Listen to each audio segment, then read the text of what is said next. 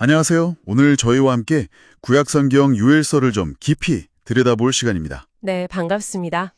저희가 함께 살펴볼 이 유엘서, 전통적인 해석 관점에서 그 메시지의 핵심이 뭔지 같이 한번 파헤쳐 보려고 합니다. 네, 요일서가 짧지만 아주 강렬한 메시지를 담고 있죠. 맞아요.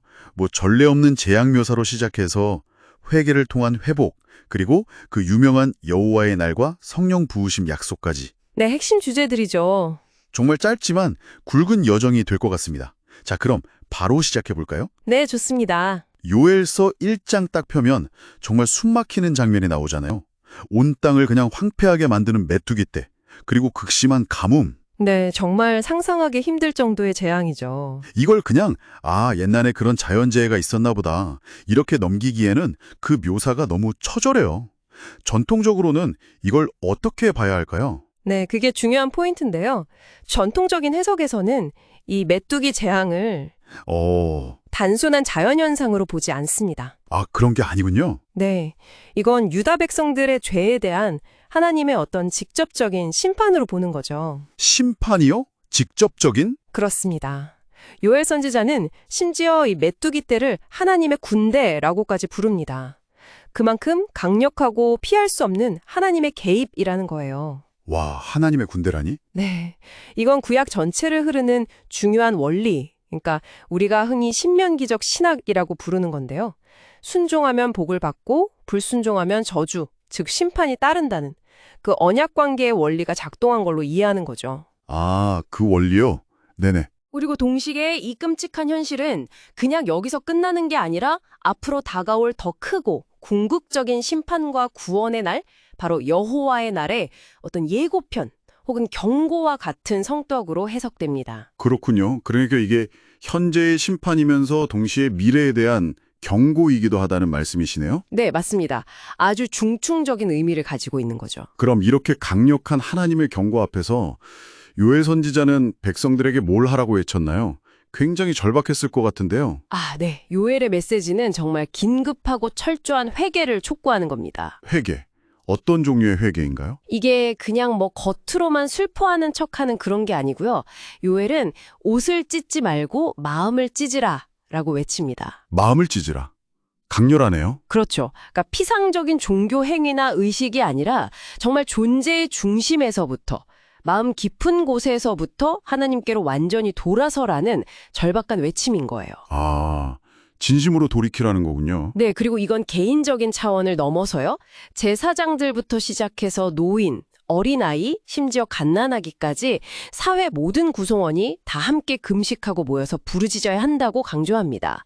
공동체적인 회개를 요구하는 거죠. 모두가 다요? 네, 이 진정한 마음의 변화 그리고 공동체적인 돌이킴만이 하나님의 자비를 구할 수 있고 어쩌면 다가올 더 큰 심판을 피할 수 있는 유일한 길이라고 제시하는 겁니다. 와, 그 진심 어린 마음을 찢는 회개에 대해서 하나님은 그럼 어떻게 응답하시나요? 여기서 뭔가 분위기가 확 바뀌는 것 같은데요? 네, 맞습니다. 여기서 정말 극적인 반전이 일어나죠. 백성들이 진심으로 회개할 때 하나님은 놀라운 약속으로 응답하십니다. 어떤 약속인가요? 우선 물리적인 회복을 약속하세요. 가장 유명한 구절 중 하나가 메뚜기가 먹은 횟수대로 너희에게 갚아주겠다는 말씀이죠. 황폐해졌던 땅에 다시 생명이 깃들고 농작물이 자라고 경제적인 풍요가 회복될 것을 약속하십니다. 재앙 이전 상태로 어쩌면 그 이상으로 회복시켜 주시겠다는 거죠. 와, 정말 다행이네요. 그런데 이게 다가 아니라고 하셨죠? 네, 맞아요. 물리적인 회복도 놀랍지만 사실 더 혁명적이고 중요한 약속은 바로 영적인 회복입니다. 영적인 회복이요? 네, 바로 모든 육체에게 하나님의 영, 즉 성령을 부어주시겠다는 약속이에요. 모든 육체에게? 이게 왜 그렇게 중요하고 혁신적인 건가요? 당시 세월을 생각하면 엄청난 말 같은데요? 그렇죠. 그 당시 사회 구조나 종교적인 통념을 생각해보면 이 약속이 얼마나 급진적인지 알 수 있습니다. 이전에는 안 그렇나요? 네.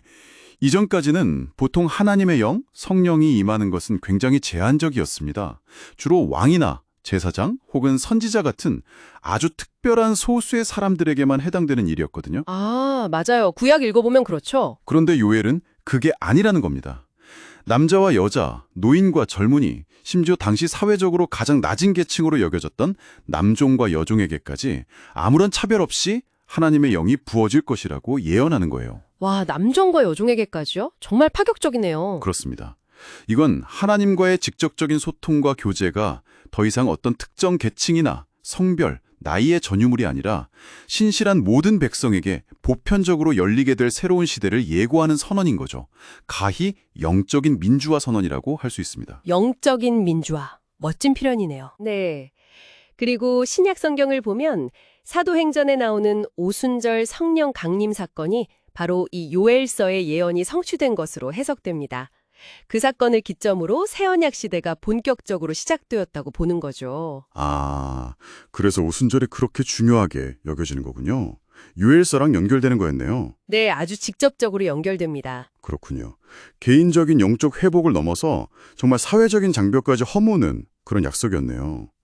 근데 유엘서 이야기가 여기서 끝나지 않는 것 같아요. 시선이 유다 민족을 넘어서 좀 더 넓은 세계로 향하는 느낌인데요. 마지막 부분은 어떤 내용인가요? 네, 맞습니다. 마지막 장, 그러니까 히브리어 성경으로는 4장인데요. 여기서는 이제까지 유다를 억압하고 괴롭혔던 주변 민족들에 대한 하나님의 공의로운 심판을 선포합니다. 다른 민족들에 대한 심판이요? 네. 하나님께서 여호사밧 골짜기라는 상징적인 장소에서 모든 민족을 모으실 거라고 말씀하세요. 여호사밧이라는 이름 자체가 여호와께서 심판하신다는 뜻을 가지고 있거든요. 아, 의미가 있는 이름이군요. 그렇죠. 거기서 그 민족들이 하나님의 백성인 유다에게 행했던 온갖 악행들, 특히 그들을 억압하고 흩어버린 죄들을 물으시고 심판하시겠다는 겁니다. 하나님이 공의가 드러나는 부분이네요. 네, 이를 통해 하나님의 주권과 공의가 단순히 유다 민족에게만 해당되는 것이 아니라 온 세상 모든 민족에게 미친다는 것을 분명하게 보여주는 거죠. 하나님의 통치는 우주적이라는 겁니다. 그렇군요. 그럼 심판으로 끝나는 건가요? 아니요, 그게 중요합니다. 요엘서는 결코 심판으로 끝나지 않습니다. 최종적으로는 이 모든 악에 대한 심판이 이루어진 뒤에 시온, 즉 예루살렘에 하나님의 영원한 통치와 임재가 완전하게 회복될 것이라는 궁극적인 희망의 비전을 제시하면서 마무리됩니다. 전결하게 된 하나님의 백성 가운데 하나님께서 영원히 거하시고 다시는 외세의 침략이나 고통이 없는 평화와 번영의 상태가 올 것이라는 약속이죠. 이것이 바로 여호와의 날에 완성된 모습, 즉 심판과 구원이 동시에 실현되는 종말론적인 그림이라고 할 수 있습니다. 와, 오늘 이렇게 요엘서를 전통적인 관점에서 쭉 훑어보니까요. 정말 끔찍한 재앙의 현실에서 시작해서 그 안에서 진정한 회개를 통해 놀라운 회복과 전례 없는 영적 부흥으로 나아가고 마침내 온 세상을 향한 하나님의 공의로우심과 자기 백성을 향한 그 영원한 사랑과 신실하심으로 귀결되는 정말 한편의 장대한 드라마를 본 것 같습니다. 그렇죠. 심판과 회복, 절망과 희망이 아주 강렬하게 교차하면서 전개되죠. 네, 하나님의 그 절대적인 주권과 공의, 그러면서도 동시에 자기 백성을 끝까지 포기하지 않으시고 회복시키시려는 그 열망이 느껴지는 것 같아요. 맞습니다. 요엘서의 메시지는 수천 년 전에 유다 땅에 선포된 것이지만 이게 시대를 초월해서 오늘을 사는 우리에게도 여전히 깊은 질문을 던진다고 생각합니다. 어떤 질문일까요? 혹시 지금 여러분의 삶에도 예기치 못한 메뚜기 떼 같은 위기가 닥쳐서 모든 것이 황폐해진 것처럼 느껴지는 그런 순간은 없으신가요? 그게 경제적인 어려움일 수도 있고, 관계의 문제일 수도 있고, 건강 문제일 수도 있겠죠. 네, 살다 보면 누구나 그런 위기를 겪게 되죠. 네, 바로 그때 우리는 어떻게 반응해야 할까요?